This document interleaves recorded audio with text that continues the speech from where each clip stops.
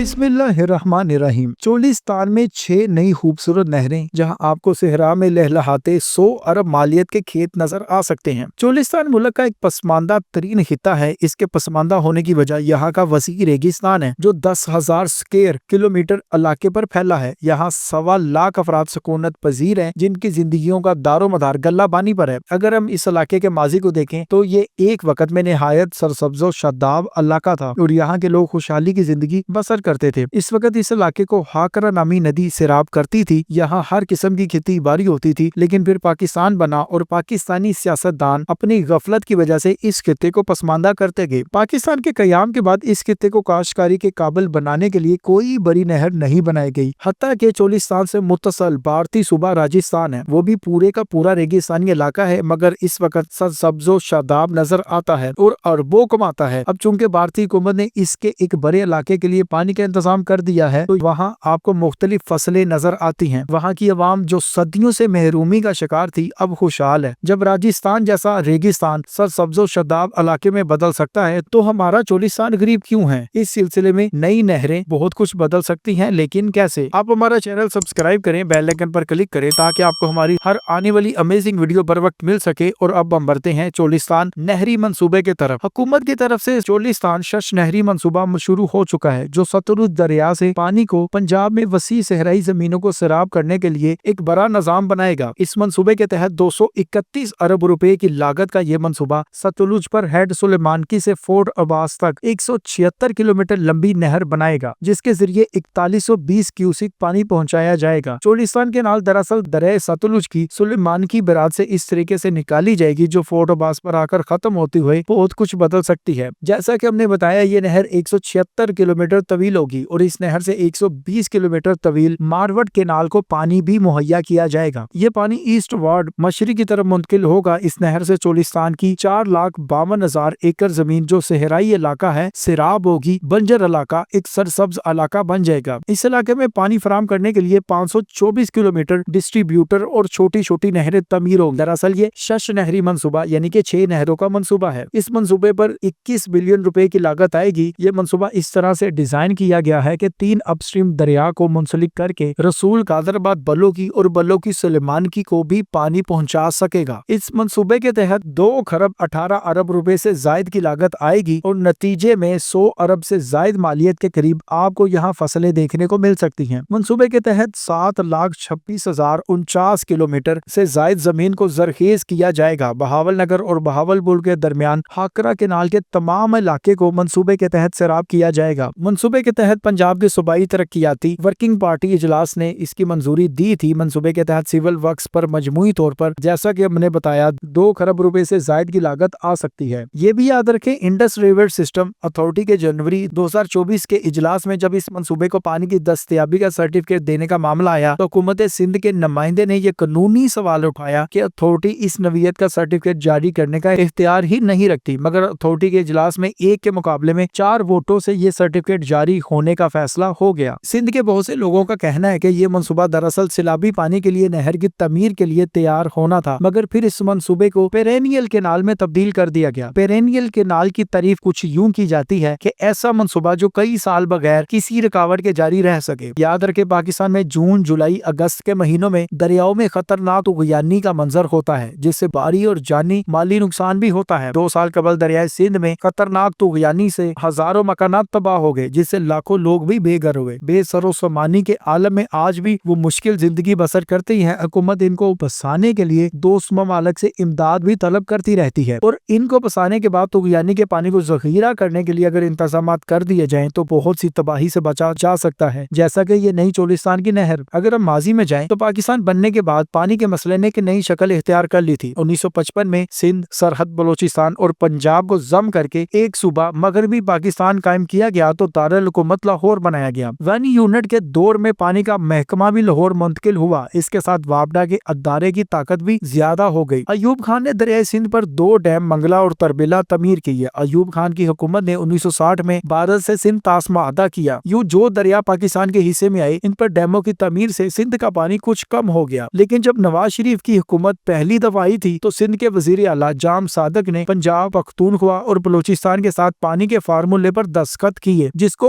अरसा एक्ट के नाम से हम सब जानते हैं। इसी मादे से सिंध को वाफर मिकदार में पानी मिलने लगा। सिविल सोसाइटी के अरकान का कहना है कि चोलिस्तान कैनाल मंसूबे पर अमल दरामद हुआ तो कराची को भी पानी की फराहमी मुतासर हो सकती है और अरसा एक्ट भी मुतासर हो सकता है। इसी वजह से सिंध के बहुत से लोगों का कहना है कि हुकूमत को इसका नोटिस लेना चाहिए और ऐसा फार्मूला तैयार होना चाहिए कि चोलिस्तान के सहराई लोग भी प्यासे ना रहें और सिंध भी इससे मुतासिर ना हो। महकमा आबपाशी पंजाब का मौकफ ये है कि दिया मीर बादशाह डैम की तकमील से पानी का जखीरा ज्यादा हो जाएगा और यूं ये सिंध वाला मसला हल हो जाएगा, लेकिन सिंध में रहने वाले बहुत से लोग इस पर तनकीद भी कर रहे हैं और इसके खिलाफ एहतजाज भी। अगर देखा जाए तो चोलिस्तान को पानी से सराब करने के लिए बहुत से मंसूबे माजी में बने होंगे, लेकिन यहाँ तक नहर निकालने का पहला मंसूबा है जो पाकिस्तान में शुरू किया गया है। इस इकदाम की तारीफ ही करनी चाहिए क्योंकि हम सबको पाकिस्तानी बनकर रहना चाहिए, ना कि सिर्फ अपने इलाके की सोचनी चाहिए। जैसा कि हमारे पास कालाबाग डैम की बहुत बड़ी मिसाल मौजूद है। ये डैम जब बनना शुरू हुआ तो बहुत से लोगों ने तनकीद की। अफसोस का मकाम है कि हमारे बहुत से लोगों ने अपने सूबे के अलावा किसी दूसरे सूबे को मोहब्बत की नजर से देखने के काबिल ही नहीं समझा। हालांकि इस मंसूबे को एक इलाके के फायदे के लिए शुरू किया गया। अगर माजी को देखें तो जब कालाबाग डैम शुरू हुआ था तो सिंध के कुछ सियासी और गैर सियासी पार्टियों ने बहुत ज्यादा मुखालफत की और कहा कि अगर काला डैम बना तो हम बम मारकर इसको उड़ा देंगे। कालाबाग डैम बनाने के लिए मशीनरी आएगी, बहुत कुछ हुआ, लेकिन अब सारी मशीनरी को जंग लग रहा है और कालाबाग डैम नहीं बना। हालांकि कि अब सिंध के बहुत से सियासी रहनुमा इस मंसूबे को तर्क करने को एक बहुत बड़ी गलती तस्लीम करते हैं। वो मानते हैं कि कालाबाग डैम शुरू ना करना बहुत बड़ी गलती थी। अब वही सूरत हाल चोलिस्तान के साथ ना हो जाए। कुछ लोगों का कहना है कि इन्हें पहले ही 1991 में होने वाले पानी के माहदे के तहत पूरा पानी नहीं मिल रहा। अब जब चोलिस्तान के लिए नहरें निकाले जाएंगी तो इनके पानी में मजीद कमी आएगी। लेकिन नाजरीन, इस हल के लिए हम इस मंसूबे के बारे में कोई भी राय देने की बजाय हम आप पर अपनी राय छोड़ते हैं कि आप इस मंसूबे के बारे में जो भी राय रखते हैं हमें कमेंट में जरूर आगाह करें। वैसे हुकूमत को चाहिए कि तमाम मामला खुश असलूबी से अंजाम दे ताकि किसी को कोई शिकायत भी ना हो और अवाम का भला भी हो। बाकी नाजरीन, आप हमारे चैनल को सब्सक्राइब करें और इस मंसूबे के बारे में जो भी राय रखते हैं कमेंट में जरूर आगाह करें। अगली वीडियो तक के लिए खुदा हाफिज।